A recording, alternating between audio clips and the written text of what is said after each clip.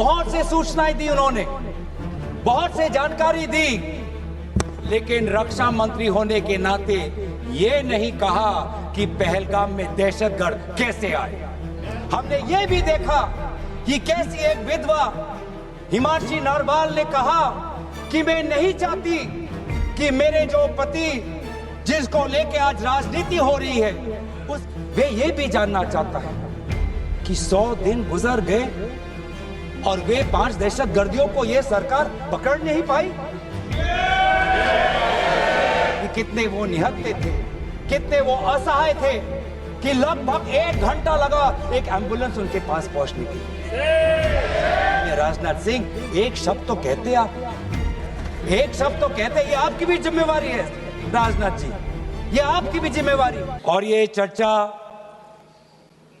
इसलिए हो रही है क्योंकि हाल में ही जो युद्ध हुआ वो एक सूचना का युद्ध था।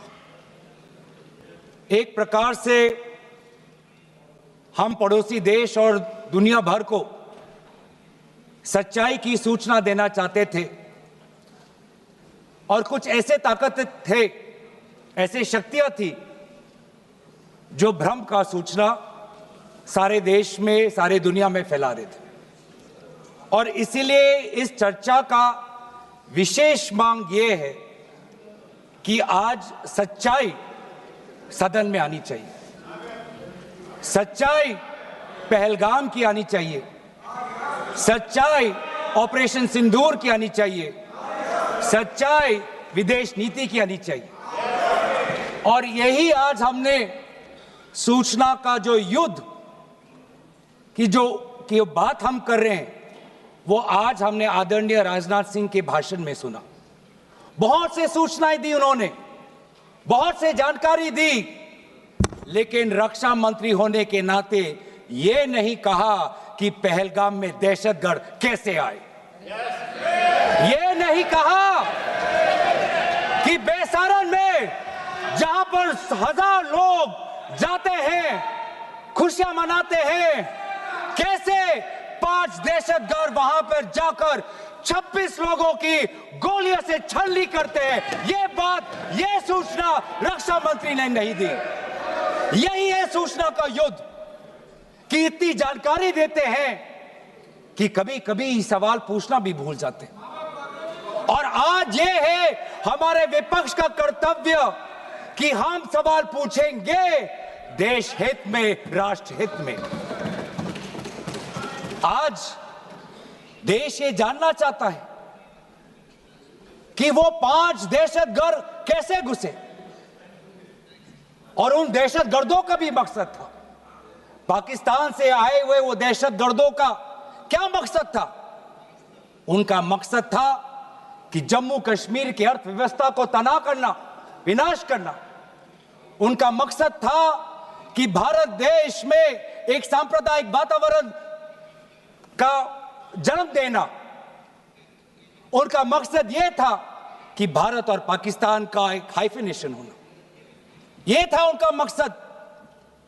लेकिन सर, मुझे दुख है कि आज राजनाथ सिंह जी ने सैनिकों की बात तो की, लेकिन जो हमारे भारत की जो आवाम है, जो जनता है, जो उन्होंने पाकिस्तान के दहशतगर्दों का पूरी जो मंशा है उस पर उन्होंने पूरा नकारा। और हम एकजुट रहे, हम मुझे भारतीय होने का गर्व है। हमने देखा बेसारन में कि किस प्रकार से जम्मू और कश्मीर के लोगों ने पूरे देश भर से आए हुए जितने भी पर्यटक थे उनकी मदद की। हमने ये देखा कि किस प्रकार से देश भर के जो पर्यटक जो जम्मू कश्मीर में थे उन्होंने अपने जम्मू कश्मीर के भाइयों को धन्यवाद दिया। हमने ये भी देखा कि कैसी एक विधवा हिमांशी नरवाल ने कहा कि मैं नहीं चाहती कि मेरे जो पति जिसको लेके आज राजनीति हो रही है उसके शव पर देश में हिंदू मुसलमान की राजनीति हो, मैं नहीं चाहती। यह है हमारी देश की संस्कृति और यह था मंशा पाकिस्तान का। और मैं ये भी गर्व महसूस करता हूं कि सारे विपक्षी राजनीति दल, हम सब एकजुट होकर, राहुल गांधी जी ने एक साफ साफ कहा कि हम सरकार के साथ हैं और सरकार को पाकिस्तान को एक ठोस मजबूत कदम देना ही पड़ेगा। लेकिन देश ये भी जानना चाहता है, वे 26 लोग जो जिनके परिवारों में आज कोई गुजर गया, वे ये भी जानना चाहता है कि 100 दिन गुजर गए और वे 5 दहशतगर्दियों को यह सरकार पकड़ नहीं पाई।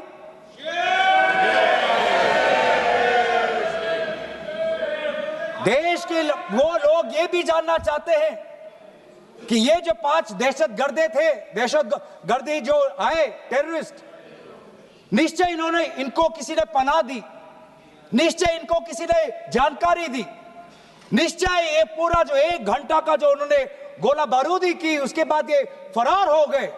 उनको फरार होने में भी किसी ने उनकी मदद की और आज भी ये 100 दिन हो गए और सरकार के पास कोई जवाब नहीं। आज आपके पास ड्रोन है, आपके पास पेगासस है, आपके पास सैटेलाइट है, वहां पे सीआरपीएफ है, वहां पे बीएसएफ है, वहां पे सीआईएसएफ है, वहां पे आदरणीय गृह मंत्री कुछ दिन पहले ही गए थे पूरा रिव्यू लेने के लिए और आप किसी को पकड़ नहीं पाए। ये कैसा बंदोबस्त? आपने कहा कि आर्टिकल 370 के चले जाने के बाद जम्मू कश्मीर सेफ है, जम्मू कश्मीर में आइए। लोग आए, लोगों ने अपने आप को सुरक्षित महसूस किया, लेकिन बेसारन में देखा कि कितने वो निहत्थे थे, कितने वो असहाय थे कि लगभग 1 घंटा लगा एक एम्बुलेंस उनके पास पहुंचने के लिए। पुलिस पर अगर आर्मी भी आई तो चल के आई।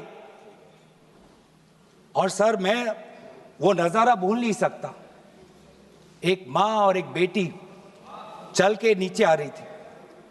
एक भारत के सिपाही को देखा और सिपाही को देखकर वो रो पड़े, खुशी से नहीं, डर से, क्योंकि उनको लगा कि वे दहशतगर्द जिन्होंने सिपाहियों का यूनिफॉर्म पहनकर वहां पर लोगों को मारा, आज वही दहशतगर्द आज पहाड़ के नीचे उनका इंतजार कर।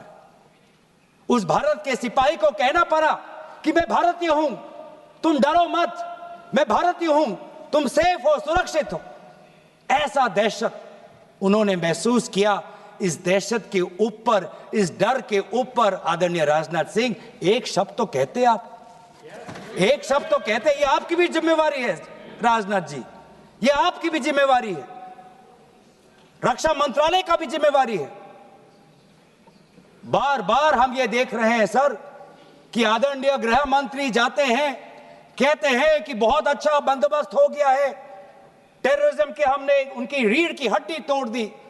तब भी उरी होता है, तब भी बालाकोट, तब भी पुलवामा होता है, तब भी पहलगाम होता है।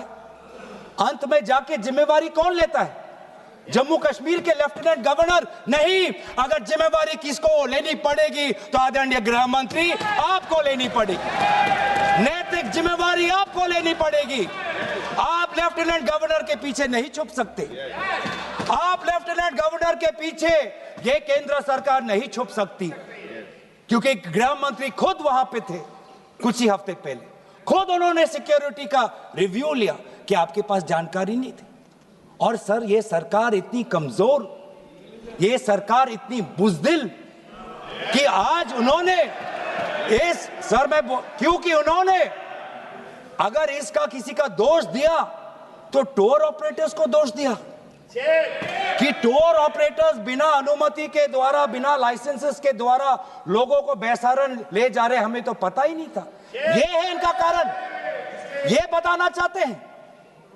तो सर, यही तो दुख की बात है कि कहीं ना कहीं एक सरकार में एक अहंकार आ चुका है। इंटेलिजेंस और सिक्योरिटी जो फ्रेमवर्क है, एस्टैब्लिशमेंट है, जो लोग हैं जो निर्णय लेते हैं इंटेलिजेंस और सिक्योरिटी की, आज उनमें एक अहंकार आ गया है कि चाहे जितनी भी बड़ी गलती हो उन पर कोई सवाल नहीं उठा सकता।